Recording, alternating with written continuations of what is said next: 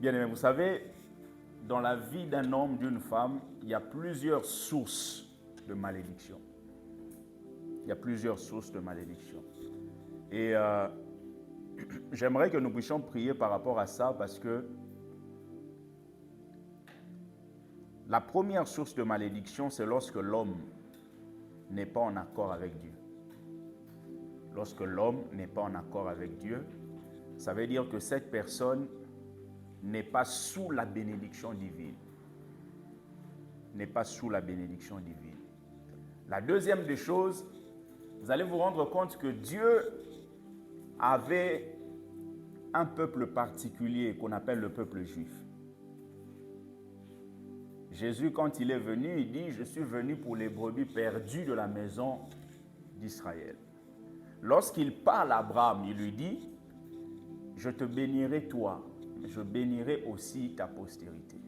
Je bénirai tes descendants. » C'est-à-dire que la bénédiction qui était sur Abraham devait descendre sur les descendants qui venaient après Abraham. Et Dieu, quand il dit à Abraham, celui qui te bénira sera béni, celui qui te maudira sera maudit, c'est parce que Dieu sait que dans l'histoire, il y aura ce qu'on appelle l'antisémitisme, le fait de pouvoir se révolter contre mon peuple. Je vous ai dit la fois passée, l'Église n'a pas remplacé Israël. L'Église est Église, Israël est Israël. Et Israël n'a pas été rejeté pour toujours. Israël a rejeté le Messie, mais un jour, malgré le fait que plusieurs sont déjà en train de croire que Jésus était réellement le Messie, mais plusieurs croiront davantage lorsqu'on sera dans la période de tribulation. En ce moment-là, l'Antichrist va faire une alliance avec Israël pendant 7 ans. Et au bout de 3 ans et demi, il y aura une rupture d'alliance parce que l'Antichrist va faire cesser tout ce qui est lié aux sacrifices et aux offrandes. Et Israël va se rendre compte que ce n'est pas lui le Messie. Parce que quand il viendra, il essaiera de mettre un peu comme la paix au niveau de ce qu'on voit entre Israël, la Palestine et autres. Et ils vont se rendre compte que ce n'est pas lui le Messie, donc ils vont rejeter l'Antichrist.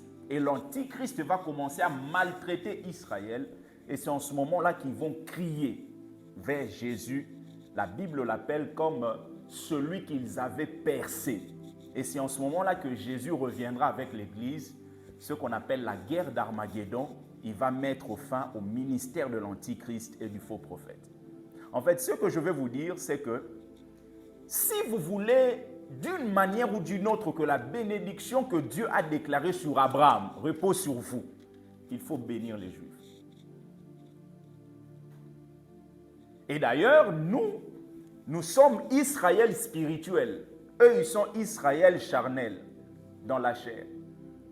Nous sommes les descendants d'Abraham par le fait qu'on a été greffés en nous connectant à la foi qui s'est manifestée dans la vie de cet homme. Mais Israël, au niveau de la chair, un jour, finira par reconnaître le Messie.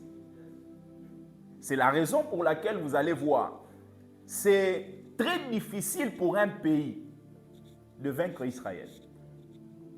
Israël est un peuple que, dans l'histoire, tout le monde a voulu que ce peuple puisse disparaître. Mais ce peuple ne peut pas disparaître parce que ce peuple est un signe de Dieu. Est un signe de Dieu. Il y a des guerres qui se sont passées avant. Il y a des guerres avec l'Égypte et autres. Israël a connu des moments difficiles. Mais un peuple petit comme ça, jusqu'à présent, il tient. Vous savez pourquoi? Ce n'est pas parce qu'ils sont seulement forts. C'est parce que la main de Dieu a un programme par rapport à ce peuple-là. C'est pour cela que nous allons prier. Vous avez vu tout ce qui se passe là-bas, là? On va prier que Dieu préserve Israël. Préserve Israël. Préserve Israël. S'il y a des malédictions qui viennent comme ça parce que quelqu'un n'est pas en accord avec Dieu, il y en a d'autres, c'est simplement parce que quelqu'un maudit Israël. quel que soit ce que vous voyez Israël faire, bien-aimés, ne rentrez pas dans ce que les gens disent. Connectez-vous à l'alliance que Dieu a faite avec ce peuple-là.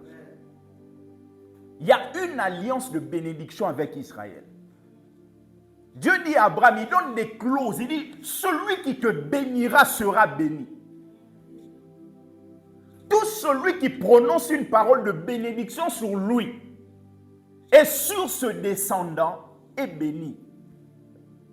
Et celui qui le maudira sera maudit. C'est très difficile qu'Israël puisse être vaincu. Et Israël ne sera pas vaincu parce que Dieu a un programme avec ce peuple-là. Regardez tout ce qui s'est passé à la Première et la Seconde Guerre mondiale.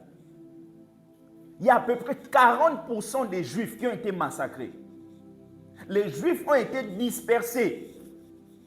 Mais comme Dieu a un programme, et selon les prophéties données même par Jérémie et autres, le peuple doit finir par rentrer dans leur pays. C'est la raison pour laquelle aujourd'hui, plusieurs Juifs rentrent déjà dans leur nation. Parce que Dieu a déposé un amour profond dans la vie de ce peuple-là. Quand il y a un problème, il y a des gens qu'on appelle des réservistes. Ils sont là, mobilisés pour pouvoir combattre par rapport à leur terre. C'est un peuple choisi de Dieu.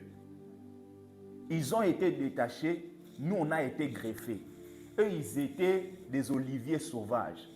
Nous sommes juste des gens qui ont été greffés. Et la Bible déclare qu'un jour, Dieu finira par récupérer son peuple. Ce n'est pas une perdition pour toujours. Ils n'ont juste pas reconnu Jésus à temps. Mais à un moment, ils crieront vers celui qu'ils ont percé il y a quelque temps. Nous voulons bénir Israël. Bénir Israël. Il y a des paroles de bénédiction qui sortent de la bouche de Dieu directement sur toi. Il y a des paroles de bénédiction qui viennent lorsque tu bénis un peuple que Dieu a mis à part. Il y a des paroles de bénédiction qui peuvent sortir de la bouche de celui que Dieu a donné l'autorité comme homme de Dieu. Rappelez-vous lorsque Saül est mort. David est arrivé là où Saül est mort. On appelle ça la plaine de Gilboa. David, quand il est arrivé, David a prononcé des paroles en disant que cette terre ne produira plus jamais.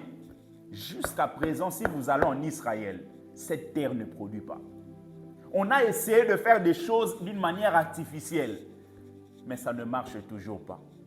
Parce que la parole de celui que Dieu a oint a une puissance pour pouvoir te faire entrer dans une saison de bénédiction.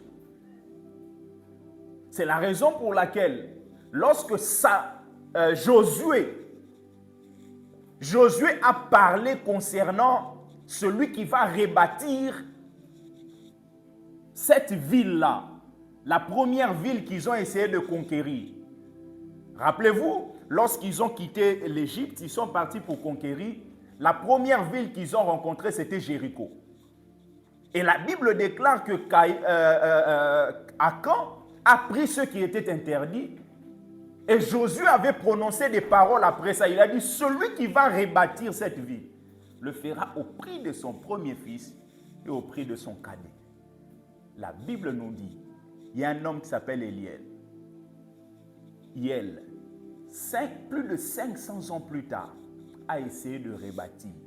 Et il a fait au prix de son premier fils et de son cadet. Exactement comme Josué avait dit. C'est-à-dire, il y a des paroles comme ça qui sortent, qui sont des paroles de bénédiction et qui peuvent être aussi des paroles de malédiction. Et troisièmement ou quatrièmement, pour finir, ce sont des paroles venant des parents.